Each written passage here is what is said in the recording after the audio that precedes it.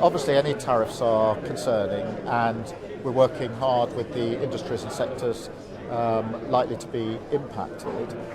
None of them want to see a trade war, which is why we're engaged in discussions with the United States about mitigating the impact of tariffs.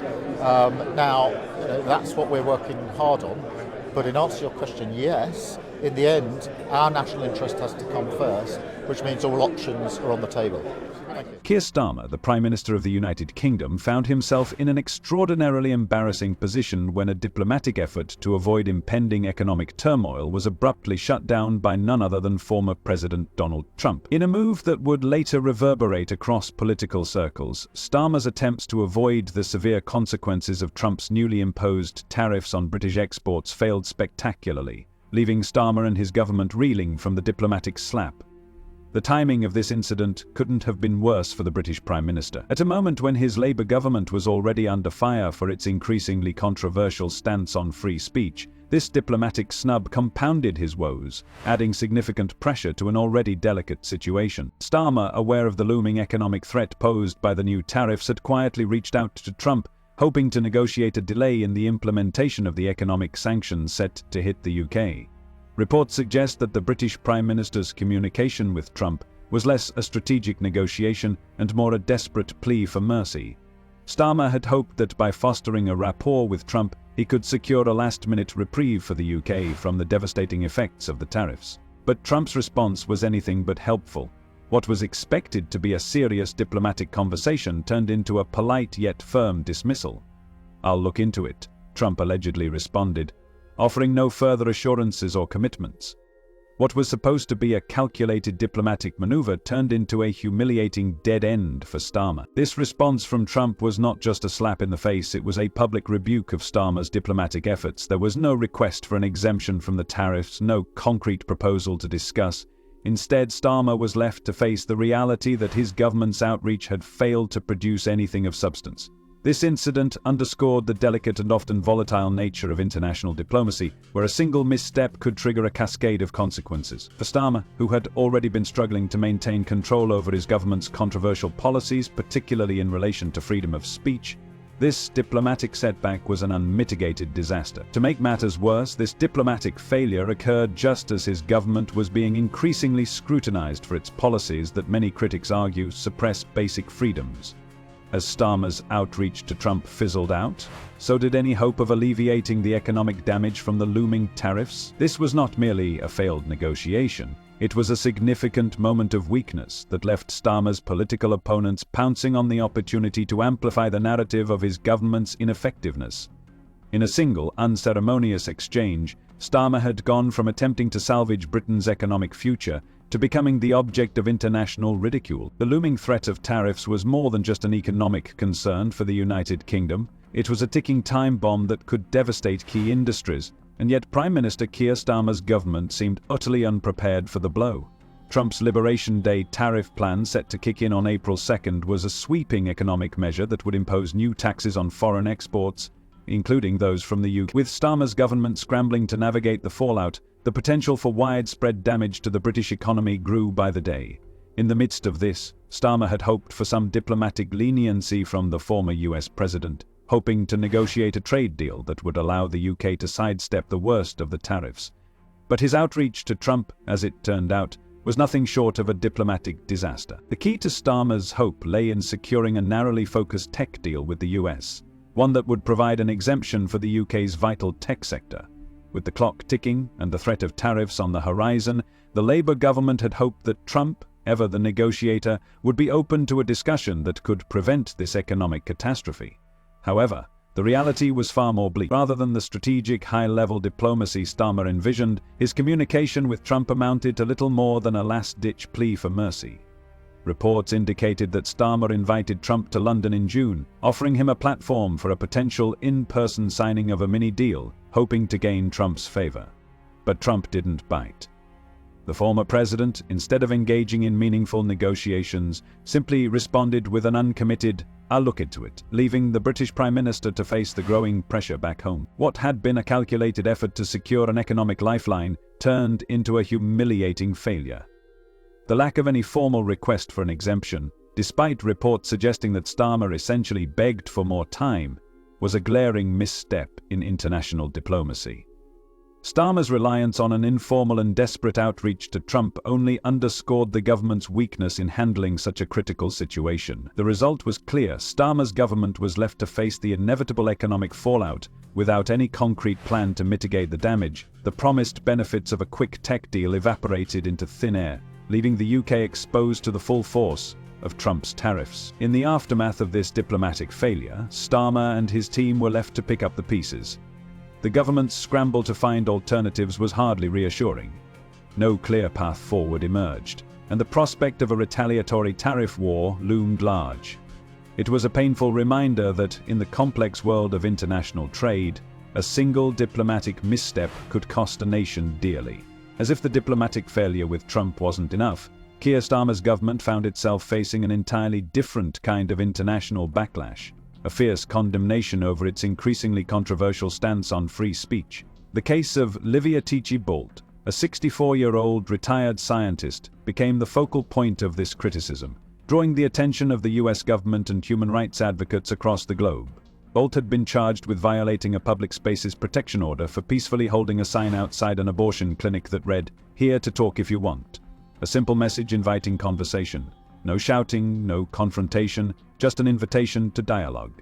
Yet this seemingly harmless act led to her prosecution under the local regulations intended to create buffer zones around abortion clinics. The case, while small in scope, became emblematic of a broader issue: the growing concerns about freedom of expression in the United Kingdom. The timing of this incident couldn't have been worse for Starmer, whose government was already reeling from the diplomatic blow delivered by Trump.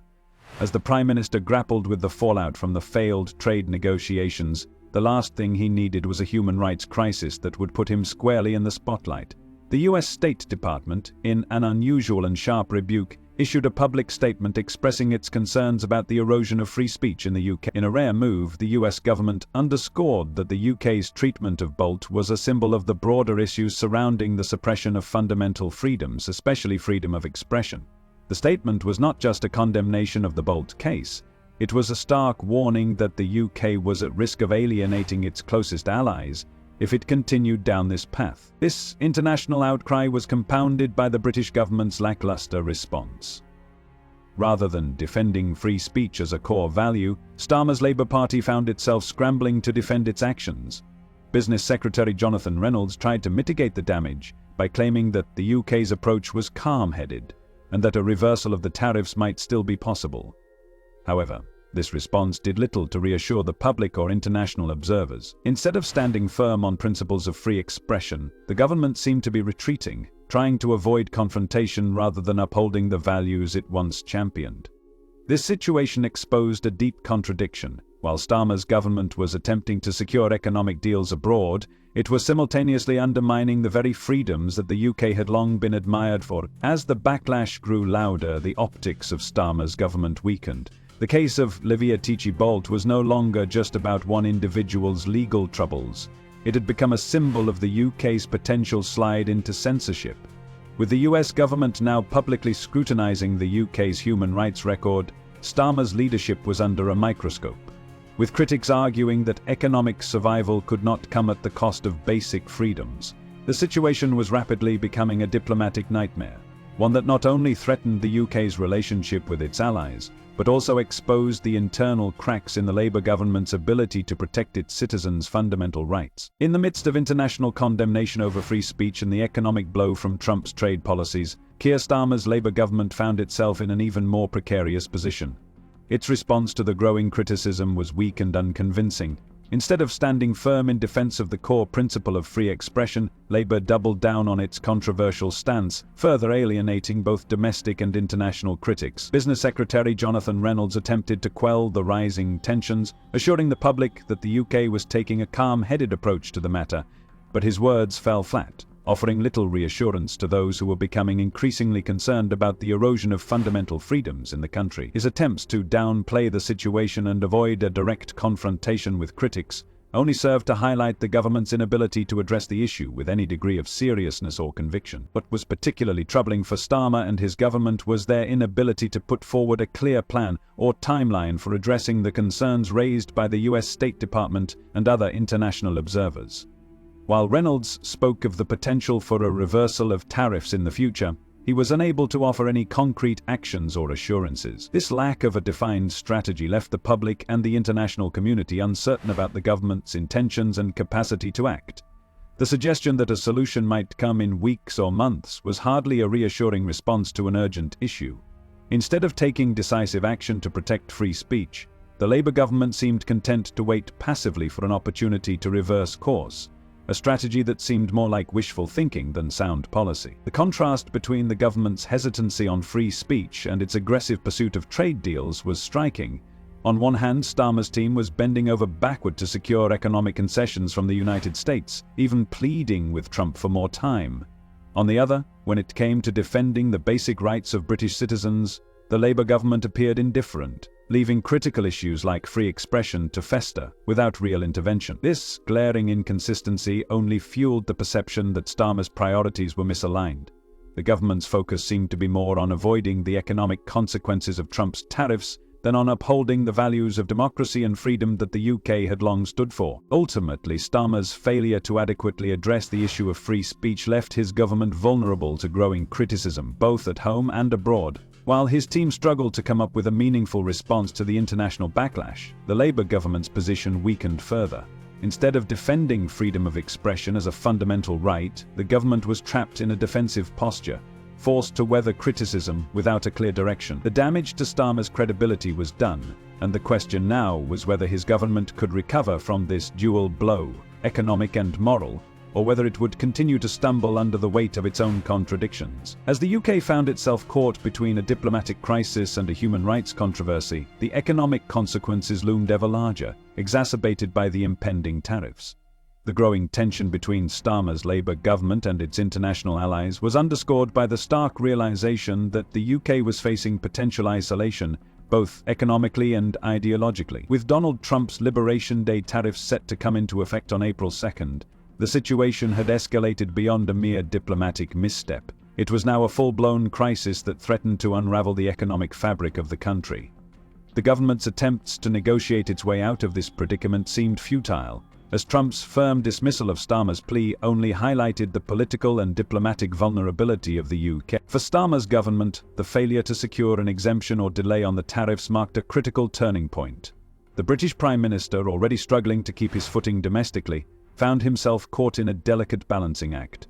On one hand, there was the urgent need to protect British businesses from the devastating effects of the tariffs, which would likely hit key industries, including the tech sector. On the other, there was the escalating concern about the UK's stance on freedom of speech, which had drawn sharp rebukes from the United States and human rights organizations. The trade negotiations with Trump, once viewed as a possible lifeline for the UK, had now turned into a source of diplomatic embarrassment, further complicating the government's already frail position. The growing sense of isolation was palpable, both within the UK and abroad. Internationally, the UK was being scrutinized for its approach to free speech, with Washington's rebuke serving as a stark reminder of the delicate balance between protecting fundamental rights and pursuing economic goals. Domestically, Starmer's government was under increasing pressure, as critics argued that the Labour Party was willing to compromise on core values in favour of short-term economic gains. The international community's discontent, coupled with the UK's struggles to negotiate a viable trade deal, created a perfect storm of political instability that only served to further isolate the government. At home, the British public's confidence in Starmer's leadership continued to erode. With the government's failure to secure a favourable outcome on tariffs and its inadequate response to the concerns about free speech, many began to question whether the Labour Party had the capacity to effectively govern. In this fragile moment, it became clear that the UK's future on the global stage was far from certain. As the clock ticked down toward the implementation of Trump's tariffs, the Labour government found itself with few options and little time to turn the tide. The question on everyone's mind was whether Starmer could navigate the escalating crisis, or whether the UK would be left to weather the economic and ideological storm alone. The political fallout from Starmer's failed diplomatic efforts, coupled with the mounting concerns over freedom of speech, painted a grim picture for the future of his government. With diplomatic relations strained and the public growing increasingly disillusioned, Starmer now faced a difficult crossroads. The question of whether his government could recover from this dual blow, economic and moral, remained uncertain. The failed attempt to delay Trump's tariffs was a stark reminder of the government's vulnerability in international negotiations. What had initially seemed like an opportunity to secure a trade concession had instead turned into a moment of humiliation.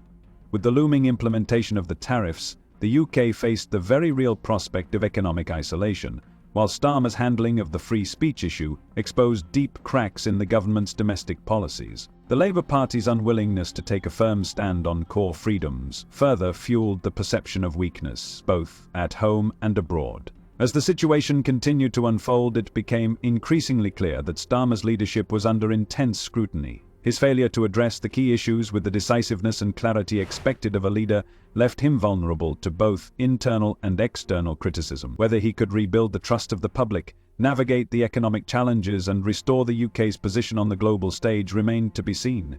The stakes were high, and with every passing day, the pressure mounted. Starmer now had to prove whether he could weather this storm or whether the damage was too great to repair. See you again